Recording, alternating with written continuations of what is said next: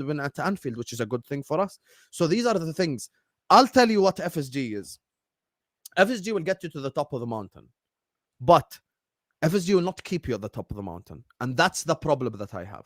And I'll tell you right now, even as someone, and you might disagree with me, but I promise you, if you experience this, you'll understand what I'm saying. I promise you will understand it one day. When you get to the top of the mountain and you win, and you get pushed off it, it feels way worse than you're still climbing. Because even for you right now, your light at the end of the tunnel is sack Arteta, buy 2-3 good players, and we can win the league. That's the light at the end of the tunnel for Northside. How do we win the league next season?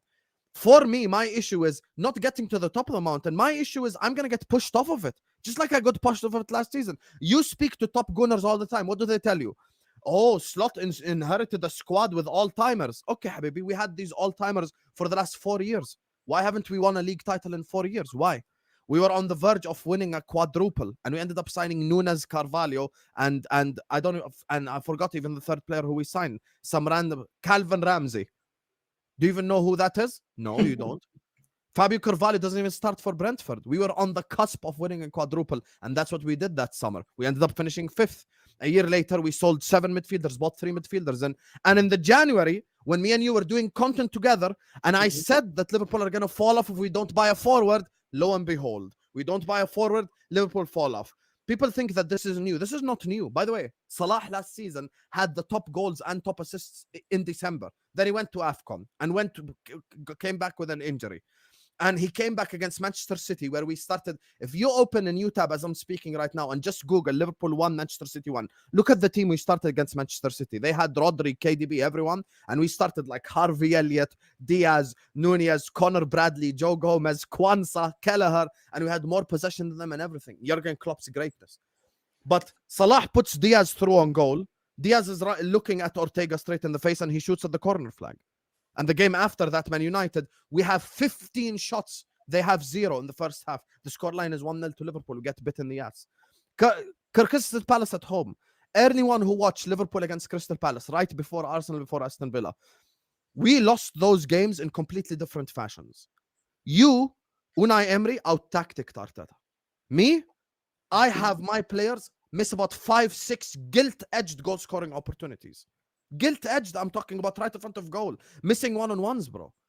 So the problem for me is, okay, you get me to the mountaintop. I am now at the mountaintop, whether it be because City fell off or whether it be because Arsenal are shit, whatever the reason is. I'm currently, as things stand, we can all agree the best team in England is Liverpool Football Club, and we're going to go on to win the league. Perfecto. Now, what are you going to do this summer to keep me at the top of the mountain? And that's what's frustrating Northside. You're trying to climb the mountain. I've climbed it 4 years ago. I was here 5 years ago. We were the most attractive club in the world. There is a clip I play. I'm sorry, I'm very passionate about this topic. There's a clip I play on my channel where Kylian Mbappe in 2020, not now, 2020, the biggest prospect probably in football for like 15 years, bro. I swear, like at the time, 2020, Kylian Mbappe had just 2 years before that won a World Cup, like took the world by storm. Publicly, he sits down in an interview and says, Liverpool are a machine. What they're doing is unbelievable. We go sign Harvey Elliott, Sepp van den Berg, and Adrian. And then you come tell me, like, what's the problem? The problem is we've been here before. We've had these all-timer players, but they pushed us off the mountain. And this comes back to Trent. I have no doubt in my mind that the ambitions of Trent Alexander-Arnold is not the ambitions of Fenway Sports Group. His ambitions is Florentino Perez. You win, you sign players. You win, you win, you win, you win. That's the self-sustaining model, the winning model. Now in the summer, right now, you open your Twitter, you're scrolling through your account, you're reading news. You're saying, who are Liverpool linked to this summer? Kerkez, Hato, blah, blah, blah. Are those signings that make you go like, oh, wow, Liverpool are so serious about next season? Isak, do me a favor. I like Rihanna. Yalla, let me message her. I will make Instagram. Yeah, come on, guys. Stop lying to yourselves. Wallahi, we know who this club is. We don't sign Isak. Change the name to Sultan Hussein now. You know what I'm saying? I'm going to message Megan Fox. Hey, leave Machine Gun Kelly. I've liked you since Transformers. Habibi, come on, ya. Let's be serious. So that's the problem. They have pushed us off the mountain, and they will push us off the mountain again. And Trent is like, I'm not going to be part of this whole pushing of the mountain. I'm gonna go to over there where I'm gonna leave my career with 3 Champions Leagues, 4 Champions League, 3 Ligas, 4 Ligas, and I'll have a legacy forever. Look about how. Give prime example. Marcelo. Can Marcelo defend? I dare anyone who watch Marcelo tell me Marcelo can defend. That guy used to get stripped on a weekly basis. Weekly basis, bro. Like Zaragoza winger would dunk on him, bro. That guy could not defend to save his life. Marcelo cannot defend. If you watch Marcelo, go watch Marcelo. He would get destroyed by every winger he came up against.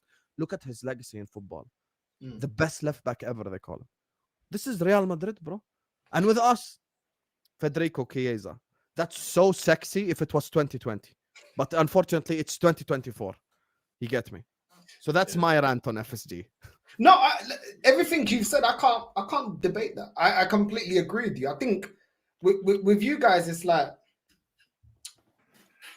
every club, every fan wants winners.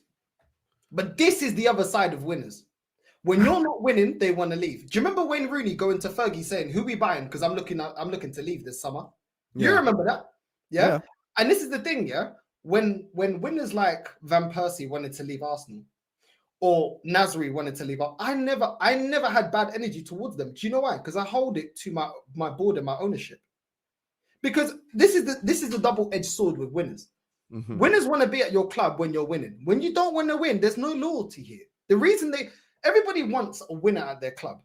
Well, winners want to win. And yes, Liverpool have won this season, but at the same time, they want to continuously win. Remember, Rooney's looking at Fergie, that's won him how many Premier Leagues and Champions League, and he's looking at him saying, "Listen, if you're not being serious, I'm off, bro. I'm not staying here." To Chelsea as well, he wanted to go. Exactly. So, you know what I'm saying? So if managers and regimes like that can be questioned, I think the reason Trent is great is because of that mentality. It's because he wants to win. It's because you was winning. So it's the double-sidedness of having winners. Winners want to win. Sol Campbell came to Arsenal over Tottenham. Why? Because he even said it himself in an interview. I came to Arsenal because I didn't believe that Tottenham could win the league, but this team is ready. And when I came to the club, I already knew they were prepared. They're ready to win. They've been winning. I wanted to win trophies. So when players like that then leave your club, you have to look at the ownership, because the only way you're losing them is because they're not showing the ambition. Yeah. Every player knows it's not a God-given right you're going to win every year. I mean, Trent already knows that. It's not like you guys were ever dominating the Premier League. But he wants to see the ambition there. And I think that's a fair thing to say. At the same time, FSG can say to him, "Listen, we didn't get the manager wrong. Certain players came in. They have improved the team. Yes, we still need more players, but they have improved the team. But they also have to take accountability that, Chiesa, when you guys got Chiesa, I mean, come on, bro. Come on. That was pathetic. And then when you guys are sitting there in January, twiddling your thumbs and saying, "Oh, well, we'll wait till the summer." First of all, your club is like my club. You don't do bidding wars. Your club is not a bidding war team that, you're playing it, we'll put the money down. So I think the lack of investment was poor. And also, I just feel like I see both sides. But when you're looking at my club, you said that we're now at the stage that you was at. When you're trying to compete to win the league, and trying to push up to win the league, bro, I'm about to lose 3 of my best players, bro, and we ain't won one major honor. Gabriel, 2 years left. Saliba, 2 years left. Saka, 2 years left. And we haven't even won anything, bro. So this is the difference with the situation. You'll look at Arsenal and say, we spend. But we're in a situation now that our best players we're letting them run down their contracts. And we had this problem before. You remember when we was just ripping up contracts, getting rid of players? Ozil, you can go. You can go. Peanuts. We're back in that same situation as them.